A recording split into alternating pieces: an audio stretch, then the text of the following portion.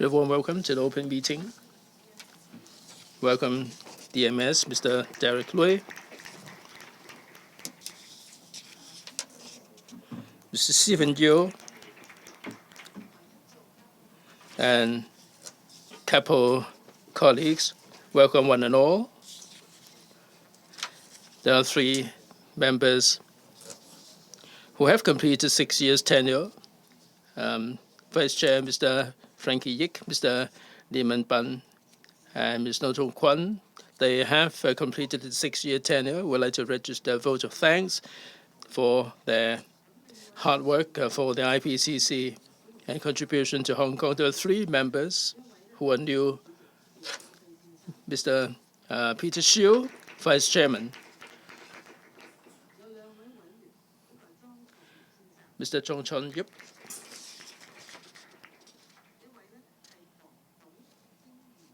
And Mrs. Pong.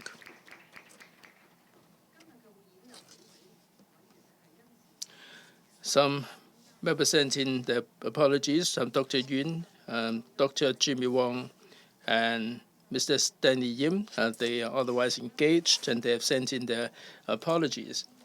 Item number 1, confirmation of minutes of meeting held on December 17th. The Secretariat has not received any proposed amendments. Shall we take the minutes as read? Thank you very much.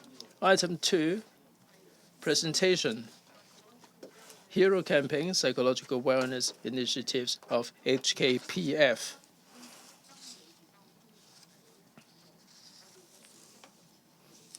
I'd like to invite the police representatives. Thank you, Madam Chair. Stephen. Thank you, Madam Chair. Members, I'm sure we all agree the police work is full of challenges. Our colleagues are facing tremendous stress, so PSG, the Psychological Services Group, has been providing excellent psychological services to prepare us for resilience to cope with the challenging work. CAPO is seeking to improve the quality of service, and we are working in collaboration with the PSG to deal with the emotional well-being and to enhance the resilience on the part of the staff and to minimize unnecessary conflicts. In February 2024, we have put together a clip regarding the confrontation on the front line. We have received 23,000 hits in the intranet. Since 2023, we have been arranging for the CAPO members to attend the workshops held by PSG in order to enable members to have better understanding of the psychological support for the police force. We have invited senior clinical psychologist at PSG, Ms. Ingrid Mack, who will be talking to us about the Hero Campaign Psychological Wellness Initiatives. Ingrid, please. Madam Chair, members, I am senior police clinical psychologist, head of the group, PSG. I'm Ingrid Mack. I'll be briefing members on the Hero program. I'm sure police officers who have good psychological well-being can cope with the complaints well. In particular, they can cope with the conduct problems. PSG was set up in 1983. It has been around for 40 years. We have 12 clinical psychologists. It is our task to provide the police officers with personal psychological services to help them cope with work, personal problems, and family issues. We also provide the stress management programs. Clinical or psychological education is part of our work. We have extended our work to the area of criminal psychology, and organization psychology, but today we'll be focusing our attention on HERO. HERO started in 2019. At that time, the social situation means that the police officers face unprecedented challenges and stress. There were a lot of psychological studies that showed that psychological and well-being and physical well-being have everything to do with resilience. When people are facing challenges, if we can maintain good physique as well as positive psychology, we will be able to recover well from the stress. So we rolled out a HERO program, and we defined what HERO means. Now, true heroes should be healthy and resilient. All police officers will be equipped with the ability to look after themselves and maintain a good resilience if they are to be able to safeguard Hong Kong's interests. Through HERO program, we are looking after the different aspects of the police officers. We are building up their resilience, a good interpersonal relationship. We help them build up their own conviction and live meaningful and fulfilling life. Basically, this is on the basis of lifestyle medicine approach. We should build up good lifestyle, sleep management, stress management, good social connection in order to improve the psychological well-being. We adopt this approach because of a number of reasons. First, there is a multiplying effect. If we can add every element together, we can have a multiplying effect. If we do exercise all the time, we can improve our ability to cope with stress and our sleep. We can multiply effect for our social circle. If we can get together for some exercises after work, this would have a multiplying effect. And also, this is unlike traditional medicine. Good lifestyle is, in fact, good medication. In our day-to-day life, we can minimize the stigma arising from bad lifestyle. And this is in line with the police policy. Back in 1996, the police already put forward the idea of a healthy lifestyle. We had different associations, and we also had gyms, gymnasiums, providing very good platform for colleagues to learn about the idea of psychological well-being. So it is also a multimodal lifestyle intervention, and through different means, we're promoting good food and also different ways of having good sleeps. And then we have different posters like the one on the right. It is on healthy culture, and particularly on the no-load culture.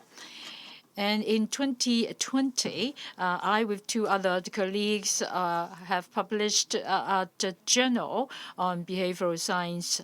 And then that is actually the journal, built on the different ways of building a healthy lifestyle with 6 workshops. We have evidence to prove that it has contributed positively to the mental health of our colleagues. And until last year, we collaborated with the social work department of Hong Kong U, the Dr. Wu, and designed a traditional Chinese medicine approach and conducted the workshops.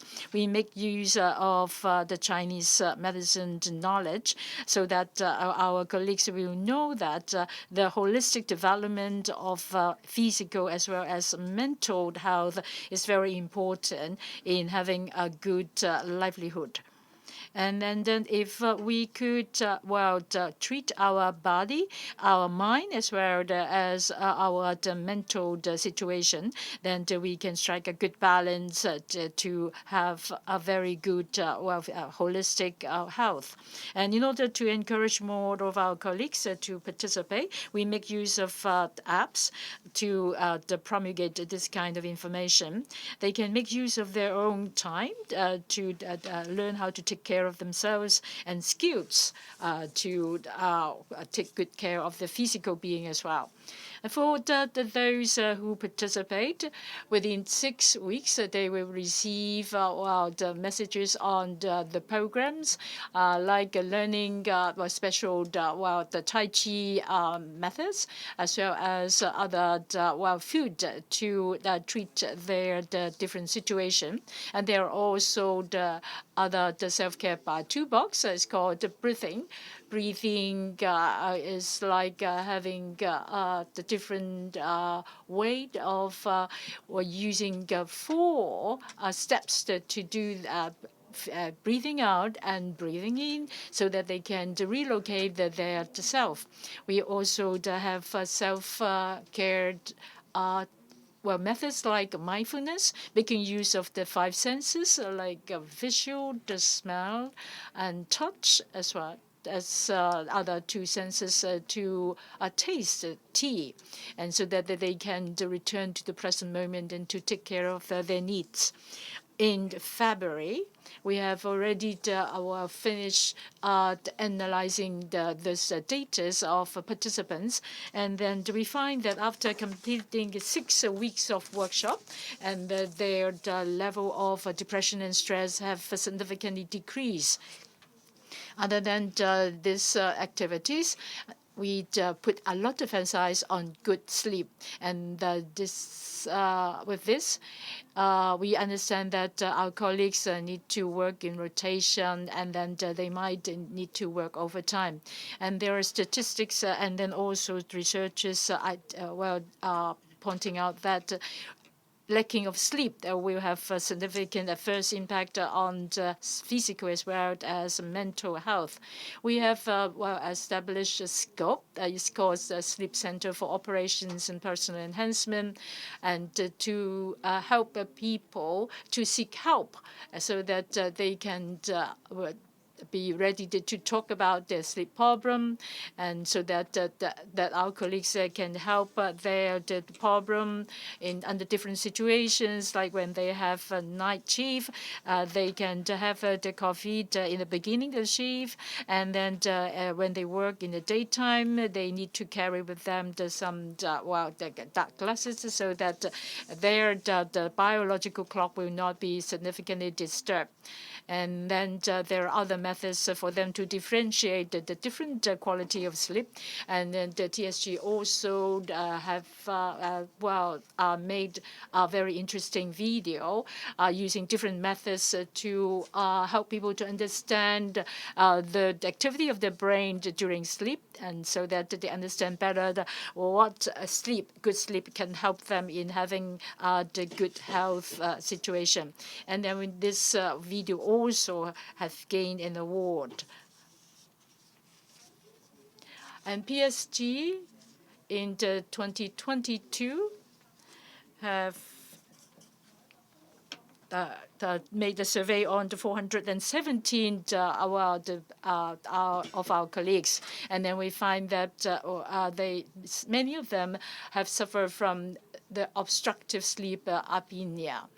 And then in 2023, we have launched the screening program on OSA, and through this program, we hope that we can enhance the awareness and understanding of our colleagues on OSA, so that high-risk colleagues can seek professional assistance to improve their physical well-being. In this screening program, we have make use of the home tool, so that they can help them to identify their sleep situation, and also that they can have better screening at home. And then this is very popular. In 2024, we launched the second phase of this screening program, and the responses as well very enthusiastic. And in the end, we find that 30% of our colleagues have the risk of having OSA. And we have made all this assessment into a report, and then so that the doctors in the public hospital and then other services can follow up on their situation. In 2024, we have 385 participants, and then the assessment is still in progress. And interestingly, we find that among the participants, OSA's situation is not that serious, but after the screening and also assessment, we found that some of them have other sleeping problem as well as the mental issues, and that's why that they continued to come to our center and receive our services.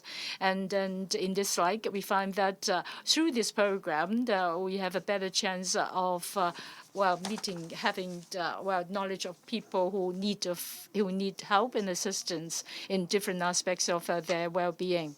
And the PS in our group, in November 2024, we've launched a personalized self-help app, and this is a mobile app. We hope that through this app, we can provide a more personalized and then all around the clock kind of assistance to enhance their resilience.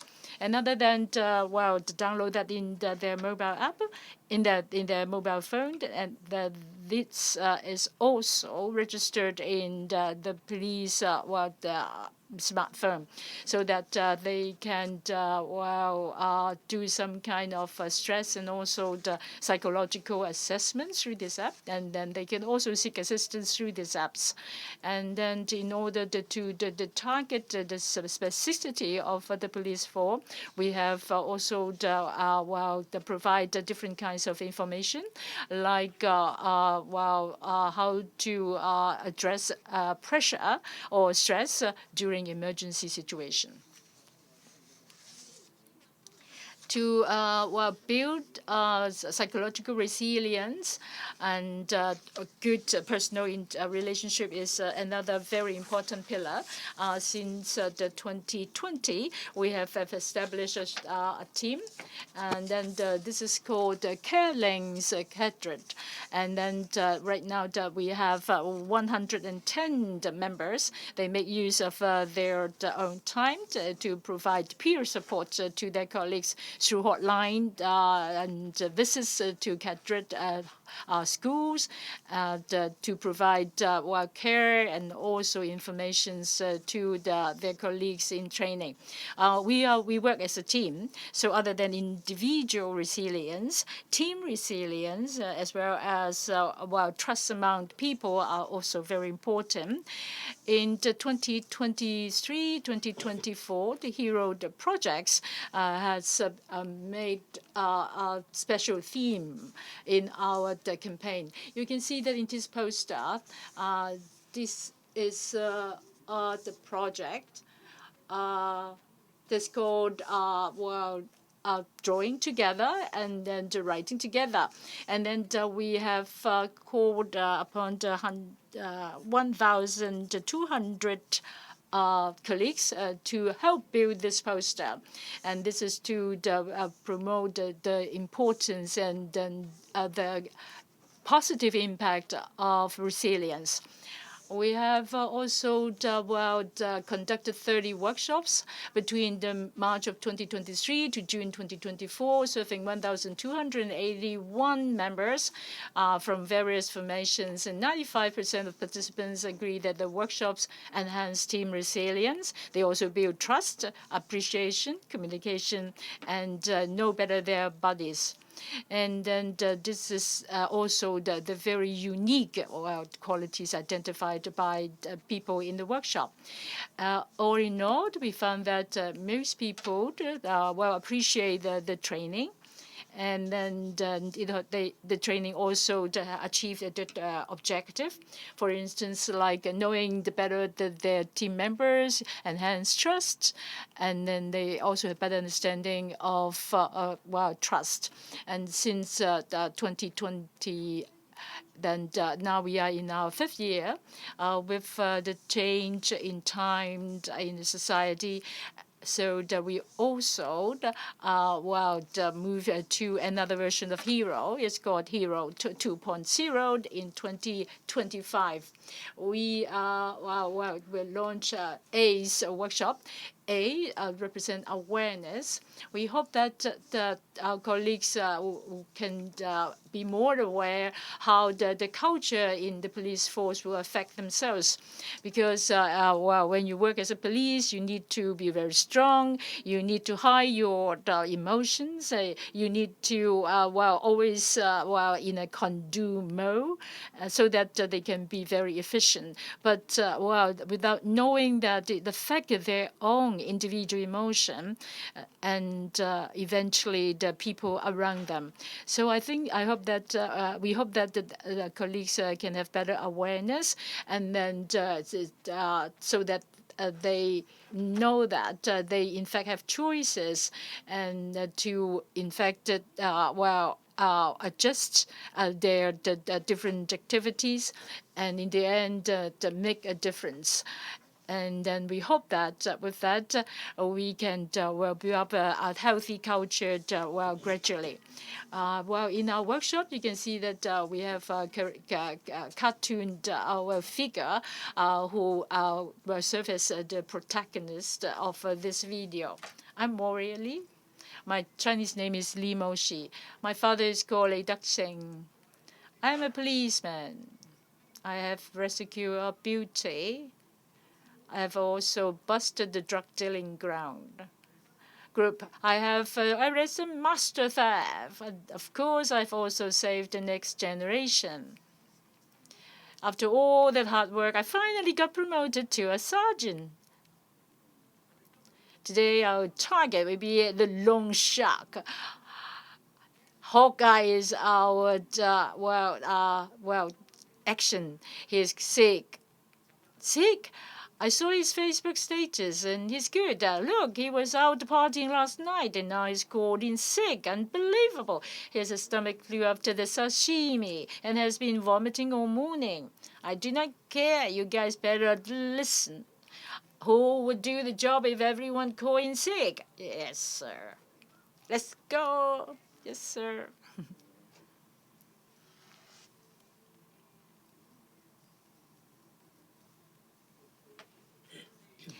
Orally, you are transferred to the traffic department today. Keep up with your work. Yes, sir.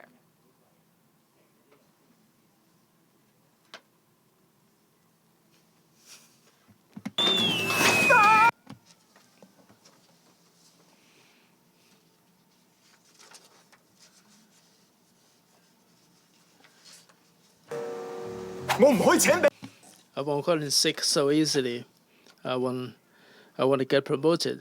It may affect my career. I can do it.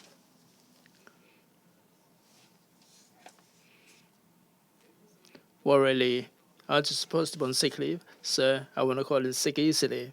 I can do it. How can you work with these injuries? Trust me, sir, I can really do it. Let me go on a mission. Warrior, are you okay? I'm fine. It's just a minor injury. Sir, Lee is serious. I have faith in him. I can do it, sir. No one knows better than myself. Fine. Stay in for now. I'll arrange something for you. Thank you, sir. There you are. So what's going to happen to Warrior Lee? It would take all of us taking part in the workshop to edit the script. So we have to learn to look after our emotional well-being and build a fine police force. And this is going to be the focus of our work going forward. So much I have to say by way of a presentation. Thank you, Ingrid. Really interesting presentation. Mr. Ronnick Chen, Vice Chair. Thank you very much, Ms. Mack, for the detailed presentation. I support these kind of psychological courses, but I've got two suggestions. The things are pretty professional, and a lot of terms are in English, and I know that there are a number of slides and they're only in English. If you can include some Chinese translation there, I'm sure it will help the general public understand what it's all about, because there are so many technical terms there. In order to make this program more convincing, I'm not sure whether the police would consider making comparison between those who have taken part and those who have not taken part, and try to see whether there is any difference in terms of complaints.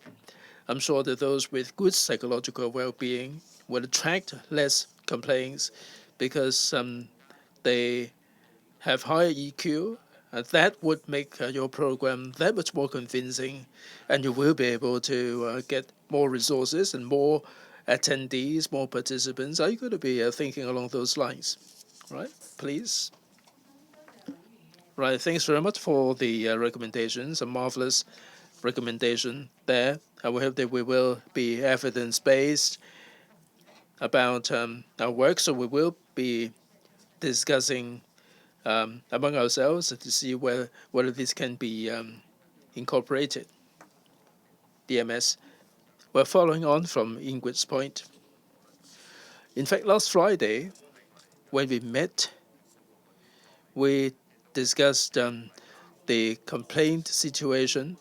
Impoliteness really takes up a large proportion of our complaints. As I've said, there is so much that has been done to guard against complaints.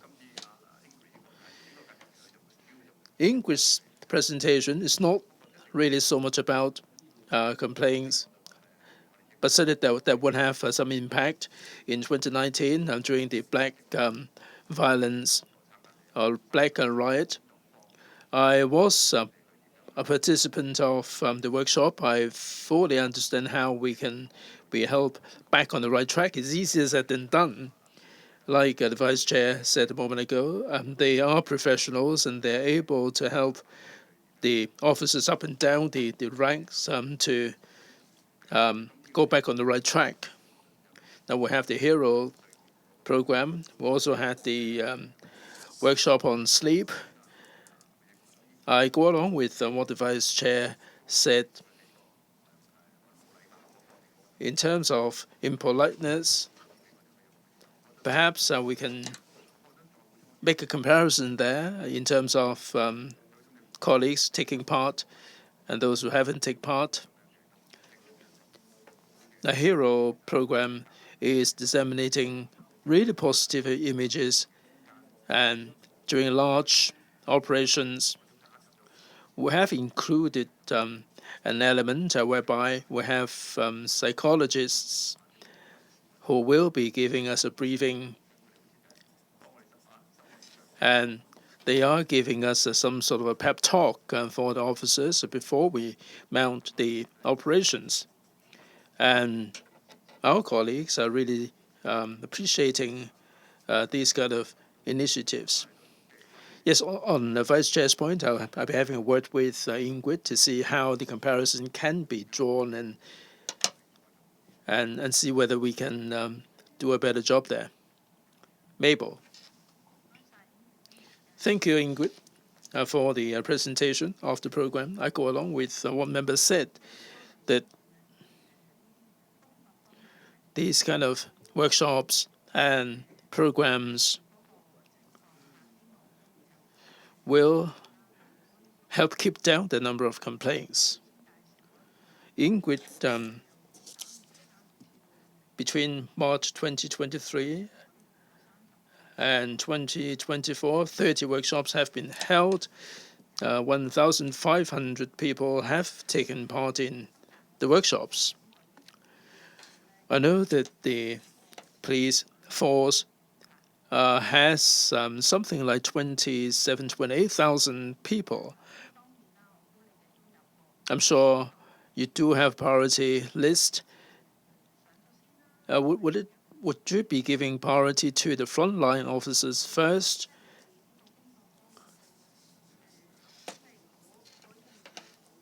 So with these workshops, you are able to serve about 1,000 people. How are you going to be able to cover so many people who really are keen to join? Do you have a plan to cover more than you have? Are there any other activities that will be keeping the momentum going? Ingrid or who else? Stephen, please. Thank you, Madam Chair. Thank you, Mabel. If I may take the question in the reverse order, that is a very good question indeed. We fully appreciate that the number of attendees in these programs is not particularly high, and we may not be able to cover all the entire force. And we do have the training, and we have the training day. There are 5 training days in a year, which would cover all the frontline officers. There is time devoted to certain programs.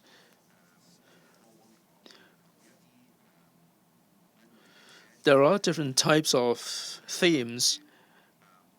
Some of them are in relation to psychological services or emotional well-being or mental well-being or communication skills and so on. The latest one was in February 2025, and that is this year. The theme was about how to understand the ethnic minorities, their culture, how to communicate with them. The whole idea is to enhance our quality of service and how we should understand the members of the public and communicate with them, and when they need the services, how we are able to render the service. So that would cover a broader spectrum of officers, and this is really standing us in good stead. Starting from the end of 1990s, we have been covering different themes, and this has been positively received. And this is interactive. This is not one-way communication. There are certain sections devoted to Q&As and discussions, and we let colleagues have the opportunity to reflect to us their experiences, and we will be able to offer them some advice that this has been really effective and useful. Any supplement?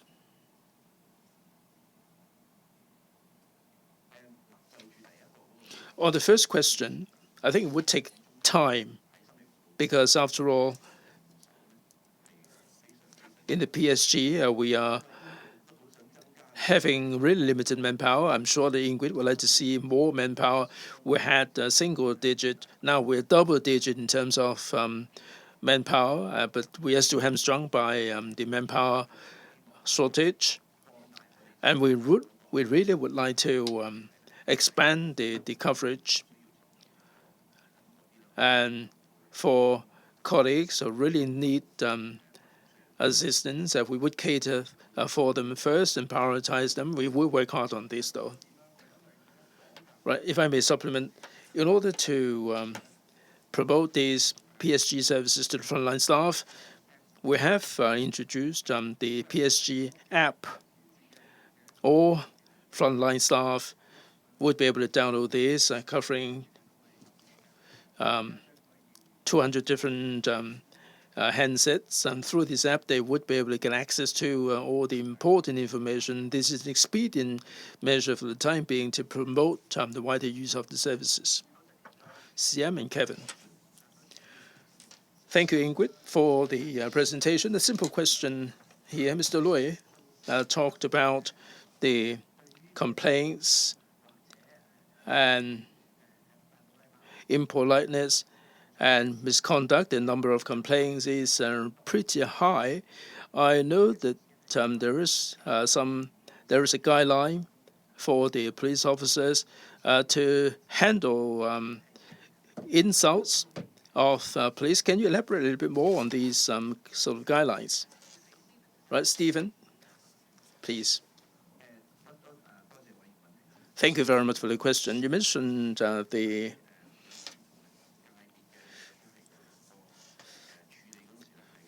situation, and you probably noticed that some members of the public would ring up 999 and insult our staff. Now, 999 is terribly busy, and we cannot afford the time to handle any abuses. So we do have the system there. We have a set of working guidelines, and if there are any abuses, any abusive languages and so on, we would tell the caller that if they don't stop, we're going to be hanging up on them, because there are other urgent needs, more urgent needs that will be coming through to us. So all these guidelines are available, and that would enable us to serve those who are really in need of assistance. I hope that answered your question. Kevin, DMS. Thank you. Thanks very much, CM, for the question. And thank you for reminding us the guidelines. That Stephen talked about the callers calling through. Now, on the front line, we do have the training given to the frontline staff, and this is more like a checklist for them. First, they have to control their emotional reaction, and they should not rise to debate and react to anger. And we do have step-by-step guide for the frontline staff. If we ask for an ID card or driving license, we will take the staff members on a step-by-step basis what they're supposed to do, and the staff officers or the officers do have the body-worn cameras, and we would tell the members of the public that we will be switching on the camera and so on, and we will try to tone down the atmosphere there. And we dial down the atmosphere there. And we do have the body-worn camera evidence. And if there are complaints, then it would be really good evidence for the complainant as well as the one being complained. So this is the situation that we have. On the training days, we do have the set of guidelines to remind the staff members. Thank you. Kevin. Thank you, Madam Chair. I think that this is a very good program, and congratulations. But I just would like to point out that my previous experience identify that for those who are in need of this service, they might fall into a period of denial. They just want to decline, and then they don't want to admit that they need it. So I think that that you really need to promote a very positive message. I can see that the materials are really good. They are all very colorful, very positive, very comfortable. and appealing. And I know that you have done a very good job. But overall speaking, other than the psychologist, I think the whole police force need to look at it as a very positive approach, so that we can help, like what Mr. Chen says, that they receive the message that this is a good thing, they can help. I think that, secondly, I would like to say that is that the issue of identification. I worked in the bank before, and for colleagues who have depression, they might not be aware of it. They are not denying that they have issues, but I think that they just don't know. And I think that the identification is very important. Now that we have the app, can we do in some data analysis so that we can know that someone potentially might need face-to-face services, or that they might need more in-depth understanding of the situation, etc. Just now, Mabel asked a question, and Stephen also answered that whether that we can, in a short period of time, to cover the whole police force. Well, now that we use the app and then we have prompts, and maybe we can do some analysis so that we can immediately or very quickly identify people who are in need. This might be the 3.0 versions that we are aiming for. Okay, Mr. Chan, your question. Thank you, Madam Chair. I think that this is a really a good program and very needed for, in terms of the police force. I have a question, and this is quite similar to my colleague just now. In this program, you've mentioned the precursor, the workshop analysis. You have used the term the depression, stress, anxiety. These terms are quite sensitive for, for frontline colleagues. So, which that there is a chance that they find that they are being labeled, stigmatized, identified, and of course that one day that you will find out that he or she has that kind of risk. Well, this is a positive approach. I think that we need to be very careful that the way we handle it will not produce any kind of adverse impact. And then this will not result in the optimal effect. I think that what we all aim for is to help those who are in need. But, very often, people who are in need, even when their analysis is not that positive, then would they be stigmatized? And then if they know that they will not, then I think that they will be more rest assured that they can receive that service with more trust.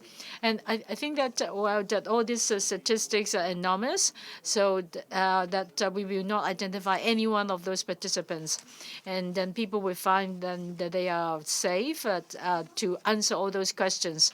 In all this year, over the past years, I found that most of the people participating in the workshops already make a first step.